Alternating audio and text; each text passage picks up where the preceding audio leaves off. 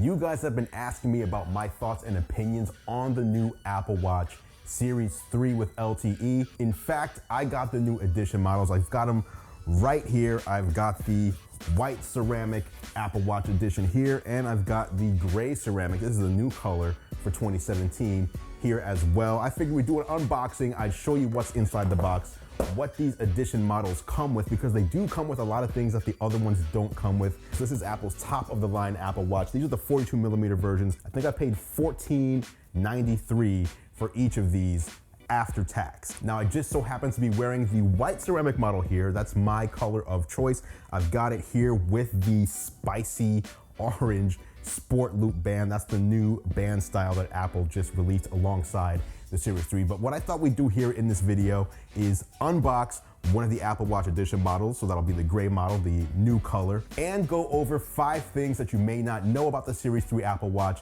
that you should know before you make your purchase. What's going on, Tech Squad? Andrew Edwards here, editor-in-chief of GearLife.com. If this is your first time here, this channel is all about tech gadgets and gaming. So if you're into that kind of stuff and don't want to miss any future videos, be sure to hit that subscribe button down below, as well as the bell notification icon. Like I said, today we're unboxing the new Apple Watch Edition Series 3 LTE model. Let's jump into that right now. And as we open up the box and go through everything, I'll be sharing with you those 5 things you need to know about the Apple Watch Series 3 before you make your purchase. All right, here we have the Apple Watch Series 3 ceramic. As I said, this is the 42mm version. This is technically called gray ceramic, and the sport band on it is gray/black according to Apple. It's definitely gray.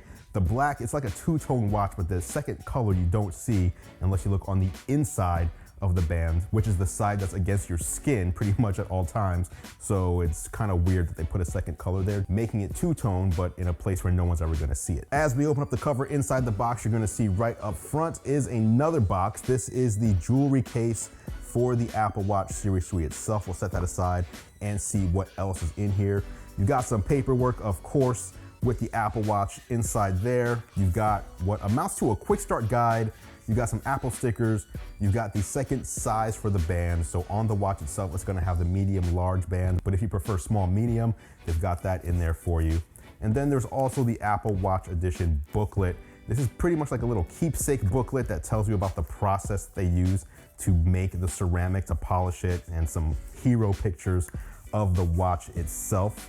Also inside here is an Apple Watch charger stand. This stand is used in conjunction with a lightning cable that's also included in here. The cool thing about the edition model is they include this stand for free and that lightning cable, but they also include a second lightning charger for you, which is an Apple Watch charger with a lightning connector at the end of it. So you have 2 methods you can use for charging. And as we pull this up, as you can see inside there, those are the 2 cables that I just mentioned. You've got one regular lightning cable, lightning to USB-A. That'll allow you to connect the charger stand. And actually, I was incorrect. The charger that they include is an Apple Watch charger to USB-A as well, which actually makes a lot more sense. You can plug it into any USB, including the included 5-watt USB wall adapter. Now, as I mentioned, there are 5 things you need to know about the Apple Watch Series 3 before you buy it. Just a few things that you don't want to make assumptions about. It's better to be informed about these than it is to just assume that there are things that the watch can do that it can't do, or that there are things that you don't think the watch can do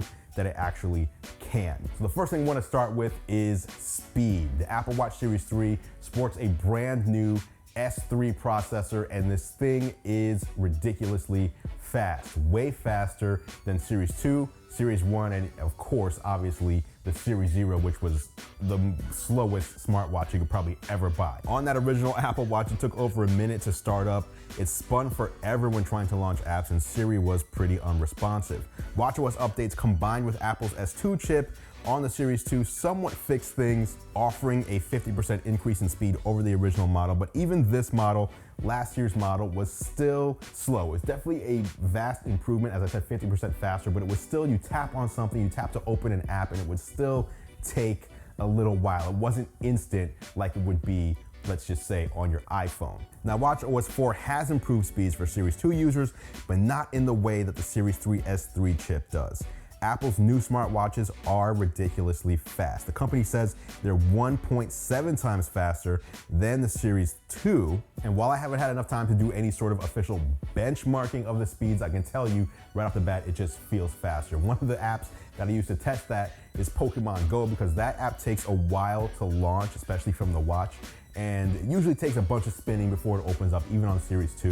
On Series 3, it spun less than twice and opened up ready to go, which was ridiculous. So this chip inside the Series 3 is worth it if you're looking for speed from your Apple Watch. Next up, there is a built-in altimeter in the new Apple Watch Series 3. What that means is whether you're climbing stairs or climbing mountains, the Apple Watch can now track not just your steps, not just different types of workouts you're doing, but it'll track in the background your elevation. So as you go about your day, if you decide to take the stairs instead of the elevator or escalator, at the end of the day, it'll tell you here's how many flights of stairs you climbed. If you decide to do mountain climbing or hiking, it'll tell you the elevation change in your activity. So that's a cool new feature on the Apple Watch. Not a huge deal, but it is something that I wish it had from the beginning, because I did have a Fitbit a number of years ago that would tell me how many flights of stairs I climbed each day. And when I switched over to the Apple Watch, I lost out on that functionality.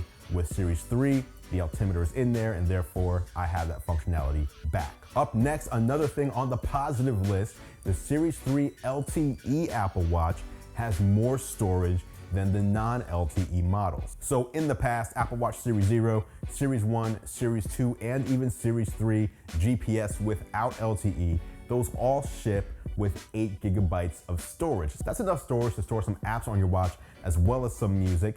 You don't really need a lot on your wrist, but if you pick up an LTE model, you do get that doubled up to 16 gigabytes. I'm assuming it's because when you're on the go without your phone and you want to have access to things like your music, you can store more of that music on your wrist and use LTE for streaming and things like that. So one other bonus of going with the LTE version is you get twice as much storage as you would get on a non-LTE model. Now, speaking of LTE, let's talk about some of the limitations. The first of which is that you cannot roam internationally and stay connected to LTE with your Series 3 Apple Watch. Typically, there's no limitations on what you can do on the watch over LTE. It all comes down to the apps you're using and your overall battery life. But outside of the on-watch experience, it's quite restrictive. This is due to space limitations. Unlike the iPhone, there's not enough room inside the Apple Watch casing to add all the different antenna bands necessary to make the watch compatible around the world. Instead, Apple offers 6 different Apple Watch makes and models at launch. That's 3 for each size, and those cover between 1 and 6 countries each. So you want to buy the Apple Watch in the place that you live. If you live in the United States, don't go to Europe on vacation and buy your Series 3 Apple Watch there with LTE, because when you bring that back to the United States, it most likely won't work here. It won't have the proper bands inside of it to do so. Of course, you're still able to use your iPhone's roaming abilities in order to use your watch. You just need to make sure you have your phone near you when you want to use your Apple Watch on the go, because your watch itself won't be able to connect to international carriers. And lastly, number 5 on this list, you cannot switch SIM cards on your Apple Watch Series 3 or use a separate carrier from the carrier that is used on your iPhone. Now, if you're worried about being able to switch carriers on the fly once you select one, the answer is yes, you can certainly do that, but it's not through a physical SIM card.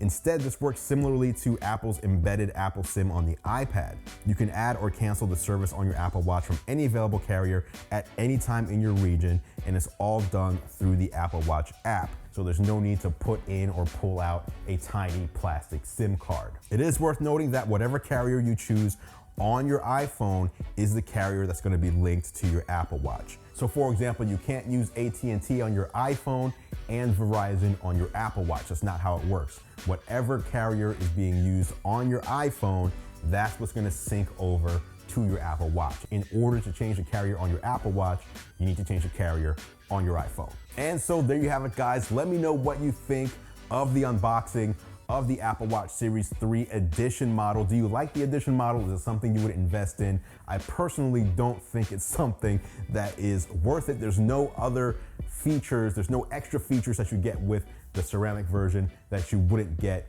in an LTE model that's much cheaper. You can get an LTE model for $400 rather than paying $1,500. The only difference is the casing material. You get the ceramic casing with the sapphire glass on front. Any questions about the Apple Watch or how it works with LTE, feel free to drop it down in the comments below. I will meet you guys there for further discussion. Drop a like on this video if you happen to enjoy it, and if you haven't done so already, please do subscribe. It is free. You can do so by clicking or tapping on my face when it appears here at the bottom of the video, and that'll help you stay on top of all future videos when they're released. Thank you so much for watching. As always, guys, I appreciate your support. I'm Andrew Edwards, and I'll catch you in the next video.